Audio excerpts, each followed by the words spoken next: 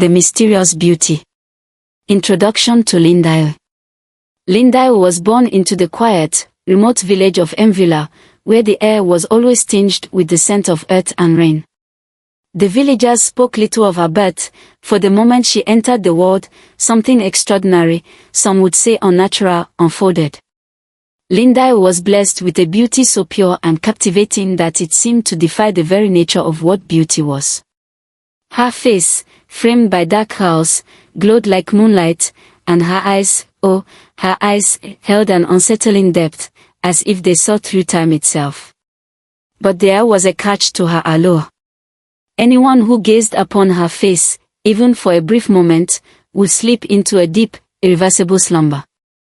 They would not awaken for days, weeks, or even months, only to be found as lifeless as the earth beneath their feet. Parents' fear. Her parents, Fola and Zola, were both awestruck and terrified by their daughter's beauty. It was a paradox. The same feature that made her the most enchanting being in the village also made her the most dangerous. From the very beginning, the couple knew that they could not share Lindae with the world. The villagers, who had initially marveled at the baby, soon began to whisper behind closed doors. Some feared she was cursed, others called her an omen. But one thing was certain: no one could see her face without suffering the consequences. In a desperate bid to protect her, and those around her, Fola and Zola made the decision to shield her from the outside world. Lindae was kept hidden away in their home, a place where the windows were covered, and the doors were always locked. As the years passed, the once vibrant village knew little of Lindae, and she, in turn, knew nothing of the world beyond her family's shelter. The curse. As the years stretched on, the weight of the curse began to press heavily on Lindae's heart. Though she was clever and curious, she was denied the simplest joys of childhood. While other children ran through the meadows or played under the vast sky, Lindae remained indoors, her world limited to the four walls of her home. She would sometimes catch glimpses of the world outside, of the laughter of children and the busy pace of village life, but her parents, deeply fearful, would pull her away from the windows before she could see too much. She could not make friends, nor did she understand why her life was so different from everyone else's. Lindae longed to walk beneath the trees, to feel the breeze on her skin, to hear the chatter of the village children. But every time she approached the door, her parents would gently but firmly steer her back into the shadows of their home, offering no explanations other than the vague warnings of the dangers that lay beyond. Isolated from the world, Lindae began to question the nature of her curse. She was told it was her beauty that held the power, but she never truly understood what it meant to be beautiful, let alone dangerous. All she knew was that her reflection in the mirror seemed to speak to her, a silent reminder of the life she could never have. The beauty that had once been a blessing now felt like a prison. The decision to leave. Turning 18. The day Lindae turned 18, a bittersweet change swept over her family. It was a day of both liberation and dread. Fola and Zola, despite their fierce protection of her, had come to realize that their daughter could not spend the rest of her life in isolation. The world beyond their small house was changing, and Lindae, now an adult, needed to see it for herself. There was still hope. Perhaps a school in the nearby town would allow her to lead a more normal life, even if it had to be under the veil of secrecy. After long discussions filled with fear and uncertainty, they decided it was time to send her away to attend school. The decision was not easy. They knew the risks. Lindae would have to interact with strangers, and the power of her beauty, still a curse, would inevitably be exposed.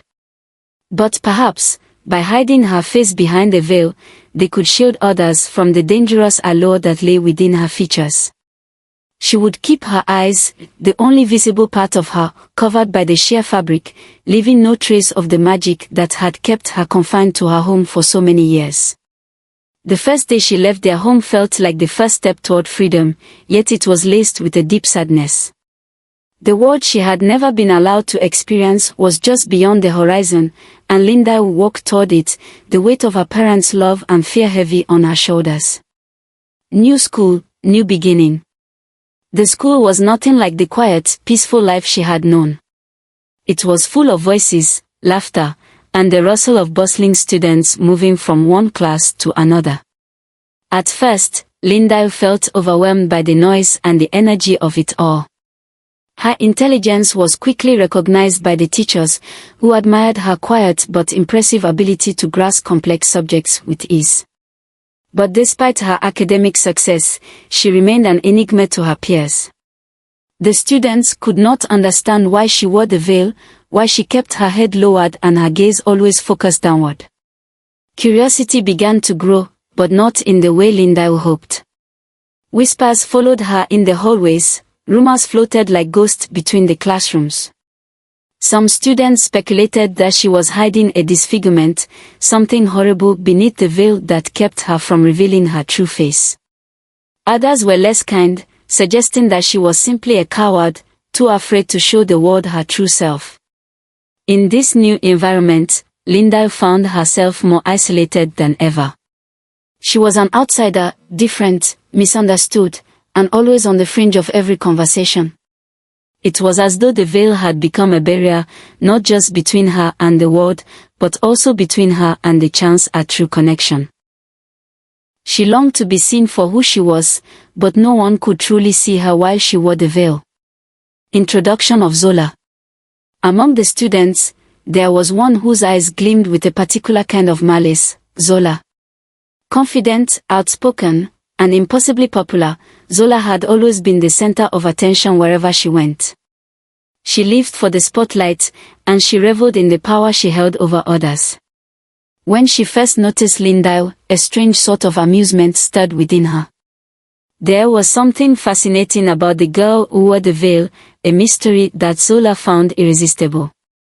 But instead of feeling sympathy or curiosity, Zola saw it as a weakness, a chance to strike. Zola wasted no time in making Linda the target of her cruel jokes.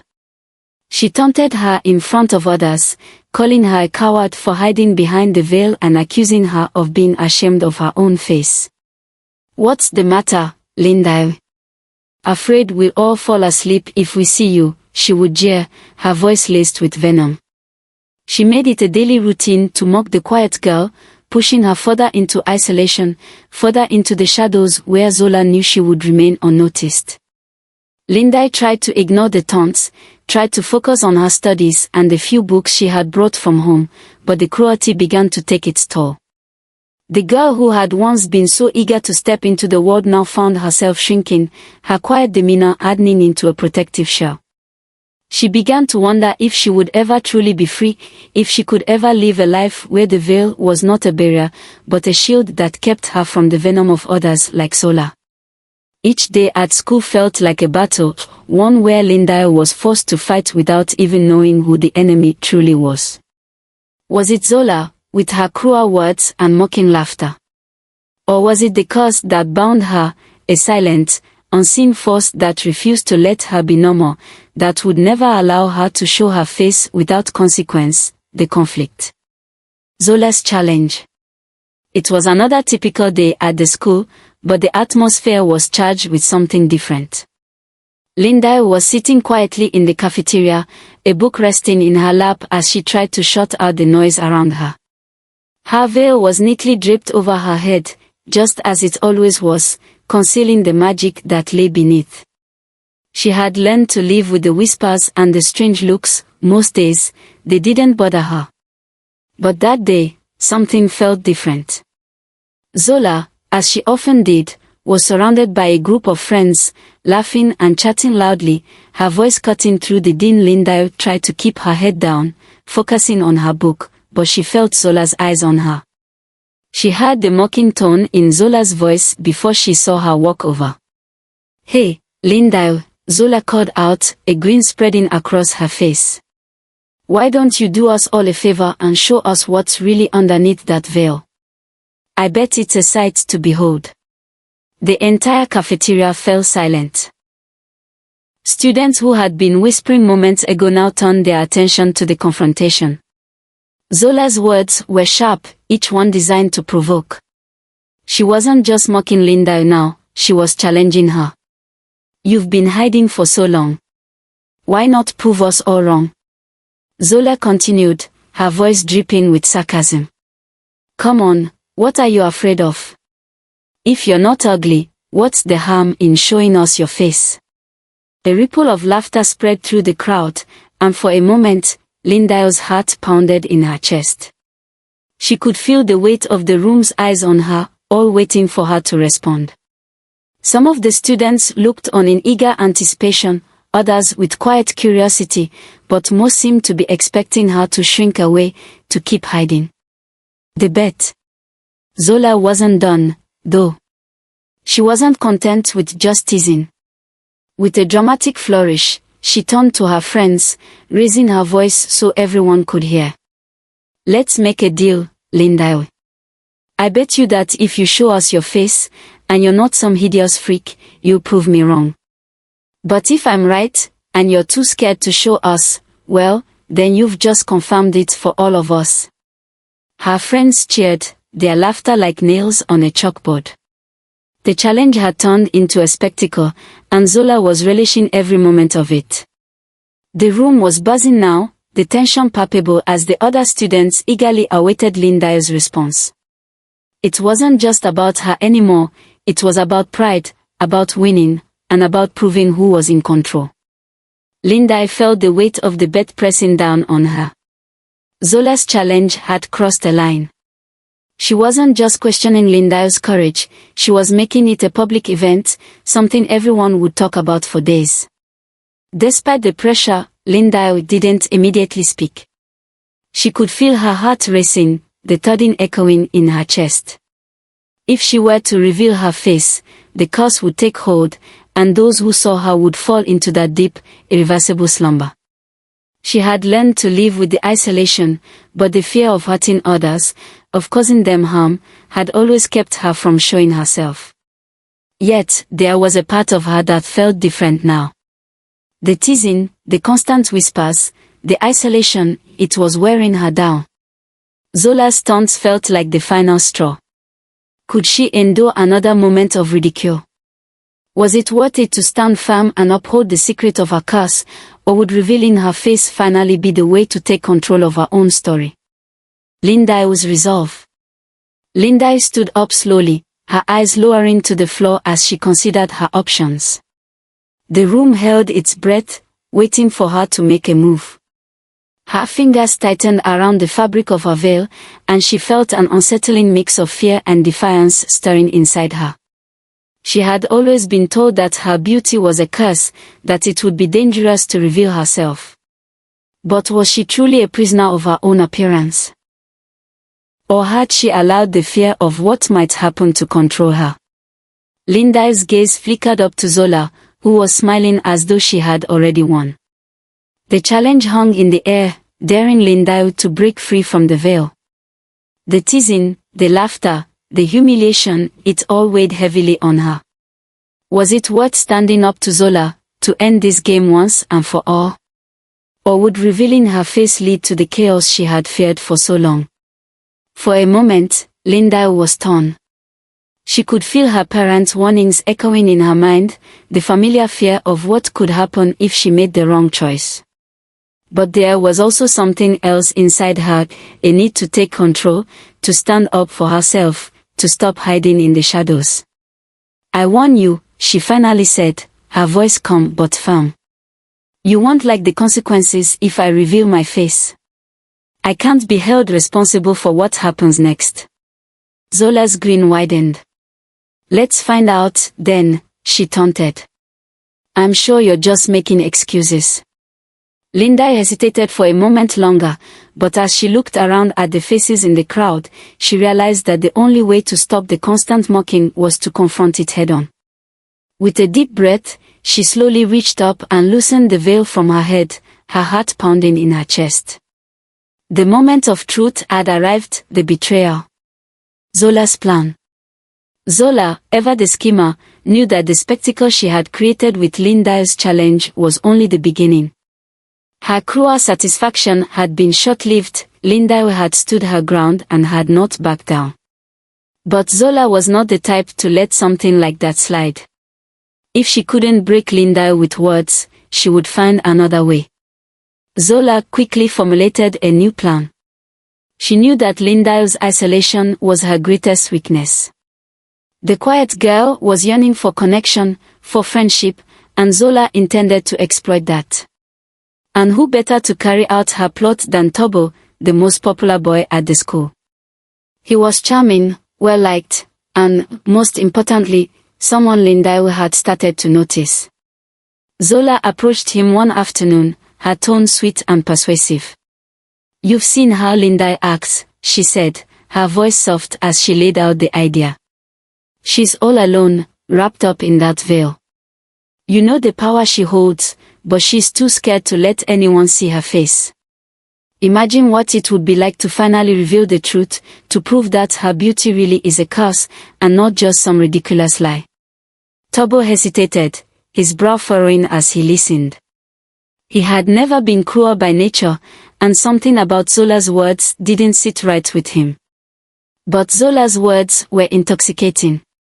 She painted a picture of fame, of being the one to expose the mystery of Linda, to make her the center of attention and prove her so-called power wrong. "If you do this," Zola added, her voice lowering to a conspiratorial whisper, "you get a reward. You'll be the one everyone remembers. You'll be the one to finally show everyone that Linda's curse is just a game." In the end, Zola's manipulative charm won him over. Tobo had always been eager for approval, and the thought of gaining Zola's favor, and the recognition that would come with it, proved too tempting to resist. He agreed to go along with the plan. Tobo's struggle. At first, Tobo wrestled with his decision. Linda had always been kind to him, even though she kept her distance. She was intelligent, thoughtful, and unlike the other students who sought attention, she seemed more content to stay out of the spotlight. Tobo had noticed the sadness in her eyes, the way she never quite fit in, despite her obvious brilliance. As he spent more time with her, he realized how truly gentle she was. They studied together, and he found that she never spoke about her veil or the curse that haunted her. She simply focused on her work, always trying to be invisible, even in the presence of someone like him. Tobo began to feel a pang of guilt. What kind of person was he to deceive her like this? But then Zola's words echoed in his mind, reminding him of what he stood to gain, her respect, her admiration. He could be someone important. The pressure mounted, and Tobo found himself justifying his actions. He told himself it would be harmless, that it was just one small step to reveal the truth. The more time he spent with Linda, the more he realized he was becoming attached to her. Yet, the temptation to fulfill Zola's plan began to overshadow his doubts. He felt cornered, trapped between his conscience and the desire for validation. The deception. Tobo invited Linda to his house one evening to study. He had carefully crafted the invitation, making it sound like a casual request to help with a difficult project. Linda, always eager to learn and never wanting to disappoint, agreed without hesitation. She trusted him, perhaps too much. When she arrived at Tobo's house, the atmosphere was warm, the quiet hum of the night punctuated by the sound of their voices as they walked. Linda, focused on the task at hand, never noticed the glances Tobo gave her, nor the subtle way he moved toward the kitchen when she wasn't looking. He had already prepared a drink for her, offering it as a kind gesture to help her relax and stay alert during their study session. Linda, trusting him completely, accepted it with a smile. What she didn't know was that Tobo had laced the drink with sleeping powder, a powerful substance that would knock her out within minutes. He watched nervously as she took the first sip, his stomach twisting with guilt, but his resolve remained. As Linda's eyes grew heavier, Tobo's heart began to race. He told himself it was just a small price to pay. Once she fell asleep, he could remove her veil and take the photo for Zola. Then, he could walk away, and the truth would finally be revealed. Linda, oblivious to the trap being laid for her, continued to sip her drink, her eyelids fluttering. The tension in the room was palpable, thick with the weight of deception. The reveal. The tragic consequence. The air in the room grew thick with tension as Tobo carefully removed the veil from Linda's face. His hands trembled, betraying the mix of fear and anticipation that had overtaken him. He had heard the rumors, seen the whispers in the hallways, but nothing had prepared him for the overwhelming truth of Linda's beauty. As the veil slipped away, the room seemed to hold its breath. Linda's face, once hidden, was now exposed in full. And it was more than just beautiful, it was otherworldly. The flawless smoothness of her skin, the delicate curve of her lips, the depth and mystery of her eyes, they all struck Tobo like a wave crashing over him. Her beauty was so perfect, so enchanting, that it took every ounce of his strength to hold himself upright. But he couldn't. The force of her allure was too powerful, too intense, and within moments, Tobo collapsed, unable to handle the weight of what he had just seen. His body hit the floor with a dull thud, lifeless, as if he had been struck by some invisible force. Linda's beauty was so potent that even the strongest of wills could not withstand its power. Linda wakes up. Linda stirred slowly, the warmth of the room surrounding her as her eyes fluttered open. For a moment, everything felt calm, peaceful, but something felt off. The atmosphere was still, too still. When she looked around, her gaze froze on the lifeless body of Tobo sprawled on the floor beside her. Her heart stopped, panic seizing her chest. "Tobo," she whispered, her voice shaking. But there was no response. The fear quickly turned into a terrible realization: she had done this. Her worst nightmare had come to life. She jumped to her feet, her hands trembling as she quickly reached for the veil. She didn't even care if Tobo was unconscious or dead. She needed to hide her face again, hide the curse that had caused all this chaos. Tears blurred her vision as she fumbled with the veil, her body shaking with grief and guilt. How could she have been so careless? How could she have hurt someone again? She wanted to run, to escape from the pain she had caused, but she couldn't. It was too late now. The damage had been done. The aftermath. The news of Tobo's collapse spread quickly through the school, and within hours, the authorities were called to investigate. Whispers filled the hallways as rumors ran rampant about what had really happened. Some said Tobo had seen something horrible beneath Linda's veil, others that he had been struck down by a curse. The truth was far more complex, and no one quite knew how to explain what had unfolded in that room.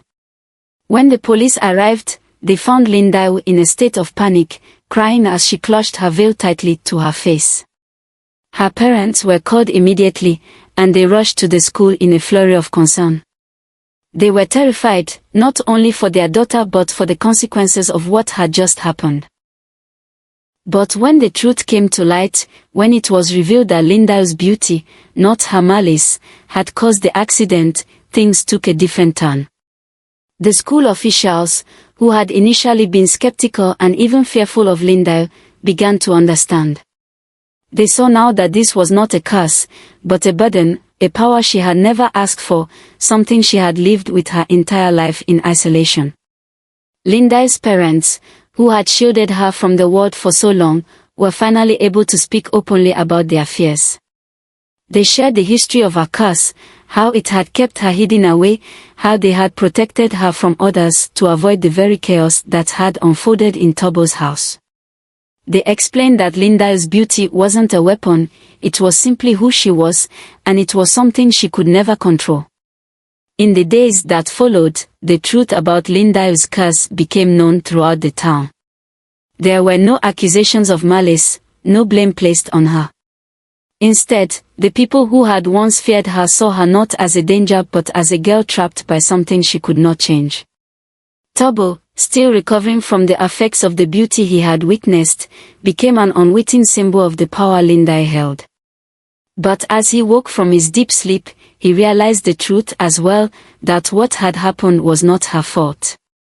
He felt ashamed of his part in the plot, understanding now the weight Lindahl had carried for so long. Lindahl's life, while still marked by the burden of her beauty, began to shift. The town that had once shunned her now saw her with new eyes. And while the world could never fully understand what it was like to live with such a power, they could offer her something she had never had before, compassion and understanding. And for the first time in her life, Lindahl felt like she might finally be free, not from the curse, but from the isolation, the judgment, and the weight of a world that had never truly seen her for who she was. The breakthrough. Finding acceptance. In the days following the chaos, Lindahl's world began to shift in subtle but powerful ways. Her parents, especially her mother, were a comforting presence, offering her words of reassurance. They had spent so many years keeping Lindahl hidden, but now, they began to see the possibility of a different life for their daughter, one where she no longer had to live in fear of the power she could not control. Lindahl's mother, Zola, took her hands one quiet evening and looked into her daughter's eyes with a softness that only a mother could possess. "Lindahl," she said, her voice gentle but full of conviction, "you've spent so much of your life hiding, protecting others from what you cannot change. But you don't need to hide forever. The world will learn to see you for who you are, not just for what you look like. You deserve to be free. You deserve love and acceptance." The words hit Lindahl like a wave, pushing away the fear and uncertainty that had once held her back. Her mother's encouragement was exactly what she needed to hear. It was time. Time to let go of the veil, time to face the world, not as someone cursed, but as someone worthy of love, worthy of connection. The curse, in some ways, seemed broken now, not because her beauty had changed, but because the power it held over her had lessened. People had seen her, and instead of running from her, they had come to understand her. It was no longer the veil that separated her from the world, it was her own willingness to embrace what was and what could be. With newfound resolve, Lindahl decided to leave her past behind and face the world. No longer would she hide. She was ready to step into the light and claim her life as her own. Zola's humbling moment. One afternoon, as Lindahl sat by the edge of the schoolyard, she saw Zola walking toward her. The same girl who had tormented her for so long, who had been the source of so much of her pain, was now walking up to her with a strange look in her eyes, one that was softer, more humble than Lindahl had ever seen. Zola stopped in front of her, hesitating for a moment before speaking. "Lindahl," she began, her voice much quieter than usual. "I've been thinking a lot about what happened. I was wrong. All those times I mocked you, made fun of you for hiding. I didn't understand. I never understood the pain you were going through. You didn't deserve that. You didn't deserve me." Lindahl looked at her, her gaze steady but not unkind. She had every right to be angry, to lash out, but something within her had shifted. Zola had caused her so much hurt, but now, in this moment, she saw that the girl in front of her was struggling with her own regret. "I don't expect you to forgive me," Zola continued, her voice wavering. "But I'm sorry. I'm truly sorry for what I did." For a long time, Lindahl had carried the weight of Zola's cruelty, but now, hearing the sincerity in her voice, something inside her released. She didn't need Zola's apology to heal, she had already found peace within herself. "I've let go of the past," Lindahl said softly, her words filled with a quiet strength. "What you did doesn't define me. What matters now is how I choose to live moving forward." Zola nodded, looking down in a mixture of shame and relief. "I hope you find happiness," she said, her voice genuine. "You deserve it." As Zola walked away, Lindahl realized that her forgiveness wasn't for Zola, it was for herself. The burden of anger had been lifted, and she could now move forward with an open heart, free from the weight of past torment. love and new beginnings. As the days passed, Lindile's life continued to transform in ways she had never expected. One of the most surprising changes came in the form of Tobo. He had been one of the students most affected by the reveal, and though he had been unconscious for a while, he had eventually awoken to find himself completely free of the spell that had once held him. Tobo's first words when he saw Lindile were not of blame or confusion but of kindness. "Lindile," he said softly, his eyes filled with something she hadn't expected, understanding. "I don't know what I was expecting, but it wasn't this. I don't care what you look like. I care about who you are. And who you are is someone incredible." Lindile's heart fluttered, unsure of how to process the truth of his words. The man who had been part of her curse, the one who had once been tricked into exposing her beauty, was now offering her acceptance, and something more. He cared for her not because of her face, but for the person she was on the inside. The two of them spent more time together, talking, laughing, and slowly, a connection began to grow between them. It wasn't an instant love, but it was a deep, slow-burning respect that grew into something more. Tobo never once looked at her as a mystery to be solved or a curse to be feared. He saw her as Lindile, as a person worthy of love, of a future. In time, their friendship blossomed into something beautiful. They shared their hopes and dreams for the future, and for the first time in her life, Lindile felt free, free from the veil, free from the judgment of others, and free from the fear that had kept her from embracing who she truly was. Lindile and Tobo began a new chapter together, one where they could live without fear, without shame, and without hiding from the world. They found peace in each other, and for Lindile, it was more than just love. It was the beginning of a life that was no longer defined by her beauty or the curse she had carried. It was a life defined by who she was, inside and out. And in that, she found a joy she had never imagined possible.